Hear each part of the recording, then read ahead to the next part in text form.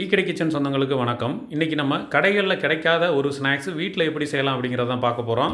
இந்த ஸ்நாக்ஸ் பார்த்திங்கன்னா சாதாரண நாட்களில் எப்போவுமே கிடைக்காது. ஊரில் திருவிழா ஏதாவது நடந்துச்சு அப்படின்னா, அப்படி இல்லைனா பீச்சுக்கு போகும்போது இந்த மாதிரி ஸ்நாக்ஸ் சாப்பிட்ருப்போம். அப்படி அந்த ஸ்நாக்ஸை நம்ம வீட்டில் செய்யணும்னு நமக்கு ஒரு ஆசை இருக்கும் இல்லையா? அதனால் இன்றைக்கி நம்ம வீட்டிலே ரெடி பண்ணிடலாம். வணக்கம். டீ கடை கிச்சன் என்ன பார்க்க போகிறோம்னா கிறிஸ்பி பொட்டேட்டோ சிப்ஸ் தான் செய்ய போகிறோம். அதுக்கு இன்றைக்கி நம்ம உருளைக்கிழங்கு 1/2 கிலோ நல்லா பெரிய சைஸில் எடுத்து நல்லா தொலியெல்லாம் சீவிட்டு தண்ணியில் வச்சு நல்லா கழுவிட்டு இன்றைக்கி எடுத்து வச்சுருக்கோம். இதை கட் பண்ணுற சைஸு கொஞ்சம் வித்தியாசமானது, அதை மட்டும் நம்ம நல்லா பார்க்கணும். பாருங்கள், இப்போ ஒரு உருளைக்கிழங்கு எடுத்துகிட்டு நம்ம கட் பண்ணிடலாம். இப்போ இந்த சிப்ஸ் பண்ணுறதுக்கு இந்த பெரிய உருளைக்கிழங்கை நம்ம இந்த மாதிரி சைஸாக வெட்டணும். அந்த மேல் பகுதியை நேராக வெட்டி விட்டுருங்க இந்த மாதிரி. அதே மாதிரி சைடையும் இது போல் வெட்டி விட்டுருங்க.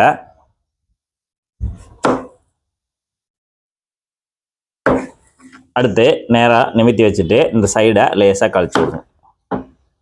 அந்த கார்னரை வெட்டி விட்டுட்டு ஒரு 1/2 இன்ச்சு கணக்கு நம்ம இந்த மாதிரி வெட்டிக்கணும். நல்லா நீள வாக்கிலே வெட்டிடுங்க. 1/2 இன்ச்சு கணத்துக்கு இந்த மாதிரி. இது ஒரு செவ்வகம் மாதிரி இருக்கும். செவ்வகம் மாதிரி வந்தாலும் பரவாயில்ல, சதுரம் மாதிரி வந்தாலும் பரவாயில்ல.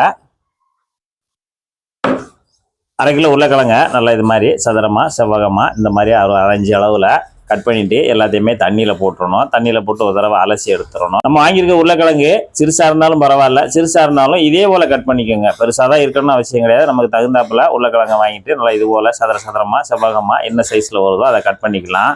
கட் பண்ணிவிட்டு அடுத்து இது என்ன பண்ணணும்னா, உருளைக்கிழங்கு தண்ணியிலே இருக்கட்டும், ஒரே ஒரு பீஸ் மட்டும் எடுத்துக்குவோம். எடுத்துட்டு அடுத்து ஒரு கட்டிங் டேபிள் எடுத்துகிட்டு இது ஸ்ப்ரிங் ரோல் செய்கிற அந்த குச்சி தான் இது நம்ம சூப்பர் மார்க்கெட்டில் எல்லாத்துலேயும் கிடைக்கும். அந்த மாதிரி குச்சியை 2 எடுத்துக்கோங்க. இல்லைன்னா இது போல் உங்கள்கிட்ட வேறு எது இருந்தால் கூட கொஞ்சம் இந்த மாதிரி அளவில் குச்சி இருந்துச்சா கூட எடுத்துக்கோங்க. எடுத்துகிட்டு இப்போ நம்ம உருளைக்கிழங்கை இந்த குச்சிக்கு நடுவில் வைக்கிறோம். அந்த பீஸை அப்படி வச்சுட்டு இது சும்மா ஒரு அளவுக்காக வைக்கிறோம். அளவுக்காக வச்சு இதை நம்ம கட் பண்ணுவோம். அதுக்காக வைக்கிறோம். நம்ம இந்த குச்சியோட கொஞ்சம் உயரமாக இருக்கணும் உருளைக்கிழங்கு. குச்சிக்கு உள்ளே இருக்கக்கூடாது உருளைக்கிழங்கு. குச்சியோட கொஞ்சம் உயரமாக இருக்கணும். எந்த அளவுக்கு குச்சி இருக்கோ அந்த அளவுக்கு உயரமாக இருக்கணும் உருளைக்கிழங்கு நம்ம கட் பண்ணது. இப்போ ஷார்ப்பான கத்தி ஒன்று எடுத்துகிட்டு இப்போ நம்ம கட் பண்ண போகிறோம். லேசாக சின்ன நைஸான ஒரு கட்டிங் தான் போடணும். இந்த அளவுக்கு இருந்தால் போதும். கரெக்டாக அந்த குச்சியில் கட் பண்ணி நிற்கணும்.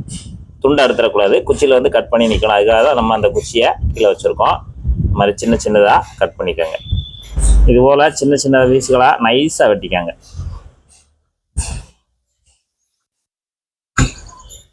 இப்போ ஒரு சைடு நம்ம வெட்டியாச்சு. வெட்டிட்டு இதை அப்படியே மறுபடியும் திருப்பி போட்டுடணும். திருப்பி போட்டு அதேமாதிரி குச்சியை நல்லா டைட்டாக பிடிச்சிக்காங்க. பிடிச்சிட்டு இப்போ நம்ம இந்த கிராஸில் வெட்டணும்.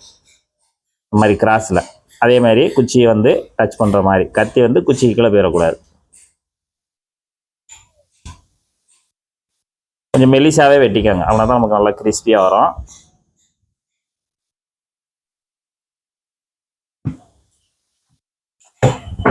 இப்போ நம்ம 2 பக்கமும் வெட்டியாச்சு. அதாவது ஒரு பக்கம் நேராக வெட்டியிருக்கோம், இன்னொரு பக்கம் கிராஸாக வெட்டியிருக்கோம். கிராஸாக வெட்டினா இந்த மாதிரி வரணும், ஒரு ஸ்ப்ரிங் மாதிரி. இப்போ நம்ம இழுத்தா கூட நமக்கு பிஞ்சு போகாது. இந்த மாதிரி தான் இருக்கும். இந்த மாதிரி தான் இருக்கணும். இதே போல் நம்ம மீத இருக்கிற பீஸுகளையும் நல்லா சொன்ன மாதிரி நல்லா பொடுசாக கட் பண்ணிவிட்டு தனியாக எடுத்து தண்ணியில் போட்டுடலாம். நம்ம எடுத்து வச்சுருக்க உருளைக்கிழங்க எல்லாத்தையும் நல்லா இந்த மாதிரி நல்லா ஸ்ப்ரிங் மாதிரி கட் பண்ணிவிட்டு தண்ணியில் போட்டு அலசிட்டு தனியாக எடுத்து வச்சிடலாம். எல்லாத்தையும் நம்ம தட்டில் எடுத்து வச்சுருங்க.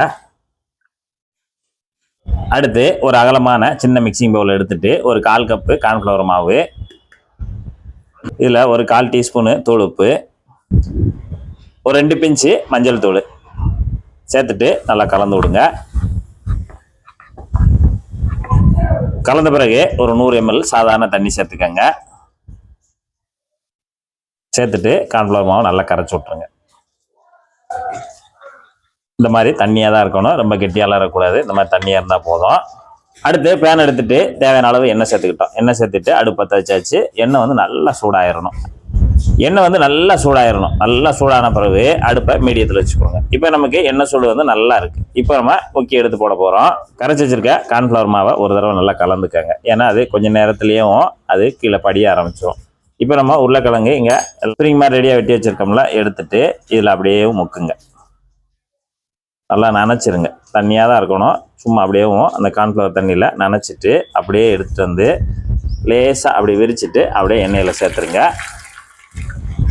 இப்போ இதேமாதிரி ஒவ்வொரு பீஸையும் எடுத்து நல்லா இந்த மாதிரி இழுத்து விட்டுட்டு அந்த கார்ன்ஃப்ளவர் மாவில் நல்லா அந்த தண்ணியில் முக்கி எடுத்துக்கோங்க. முக்கி எடுத்துட்டு அப்படியே கொண்டு நம்ம எண்ணெயில் சேர்த்துடலாம். இப்போ ஒரு 4 பீஸ் நம்ம உள்ளே போட்டிருக்கோம். ஏற்கனவே போட்டதை திருப்பி விட்டுக்கலாம். இந்த மாதிரி திருப்பி விட்டுருங்க. போட்டது இப்போ போட்டு நம்ம ஒரு நிமிஷம் ஆச்சு, அப்படியே திருப்பி விட்டுக்கலாம். அடுத்தடுத்த பீஸுகளை நம்ம திருப்பி விட்டுறலாம். இப்போ 4 பீஸே நம்ம திருப்பி விட்டாச்சு. இப்போ மீடியமான ஹீட்டில் நமக்கு நல்லா பொரிஞ்சு வரட்டும். அடுத்தடுத்து ஒவ்வொரு நிமிஷம் கழித்து இதை நம்ம திருப்பி விட்டுக்கலாம். 2 பக்கம் நல்லா பொரிஞ்சு வரணும். அப்பப்போ திருப்பி விட்டுக்கோங்க 2 பக்கமும். ஏன்னா ஒரே பக்கமாக நமக்கு லேசாக முறிய வந்துடக்கூடாது. அதனால் அப்பப்போ திருப்பி விட்டுக்கோங்க. பபுள்ஸ் நல்லா குறையணும். இப்போ நல்லா வந்துக்கிட்டு இருக்கு. இப்போ நம்ம எண்ணெயில் சேர்த்து 5 நிமிஷம் ஆச்சு. 5 நிமிஷத்தில் பார்த்தீங்கன்னா நல்லா பபுள்ஸ் குறைஞ்சிருச்சு. இந்த சமயத்தில் லேசாக அந்த ப்ரௌன் வந்த உடனே நம்ம எடுத்துடலாம். அடுத்தடுத்து இந்த மாதிரி நல்லா பபுள்ஸ் குறைஞ்சி லேசாக செவந்து வந்த உடனே நம்ம எடுத்துடலாம். கிட்டத்தட்ட நமக்கு இது ஒரு 5 நிமிஷம் ஆகும் பொரிஞ்சு வர. இப்போ முதல் ரவுண்டு நம்ம சூப்பராக பொரிச்சு எடுத்தாச்சு. நம்ம 2வது ரவுண்டு போட போகிறோம். 2வது ரவுண்டு போடும்போதும் அந்த மாவு நல்லா கலந்து விட்டுக்கோங்க. ஏன்னா மாவு உறைஞ்சிரும் கீழே, அது நல்லா கலந்து விட்டுக்கோங்க. நம்ம கட் பண்ணி வச்சுருக்கக்கூடியதை அதே போல் நம்ம சொன்ன மெத்தடில் நல்லா அந்த கார்ன்ஃப்ளவர் தண்ணியில் முக்கிட்டு அப்படியே எடுத்து போட்டுடலாம்.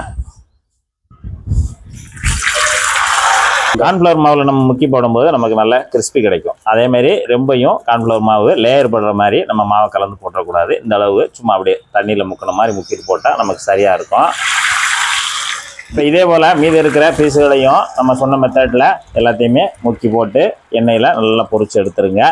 இப்போ நமக்கு சூப்பராக பொரிச்சு எடுத்தாச்சு. பொரிச்சு எடுத்த பிறகு இப்போ நம்ம இதை இப்படியே சாப்பிட்னாலும் சாப்பிட்லாம். அந்த லேசான உப்பு தன்மையோடு இருக்கும். இப்போ நம்ம காரசாரமாக வேணும்னு நினச்சோம்னா லைட்டாக உப்பு மட்டும் அப்படி லேசாக தூளுப்பு தூவி விடுங்க. தூவி விட்டுட்டு கொஞ்சமாக மிளகுத்தூள்,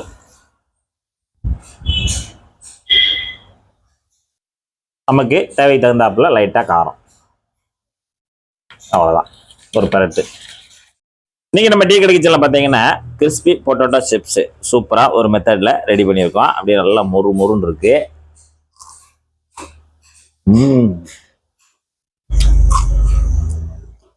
உருளைக்கிழங்குனால எல்லாருக்கும் சூப்பராக பிடிக்கும். ஆனால் இந்த மாதிரி மெத்தடில் போடும்போது இன்னும் சூப்பராக பிடிக்கும். நல்லா ஒரு சீப் சைஸில் நல்லா சூப்பராக கட் பண்ணி நல்லா எண்ணெயில் பொரிச்சு லேசாக மசாலாவை தூவி சாப்பிடும்போது செம்மையாக இருக்குது.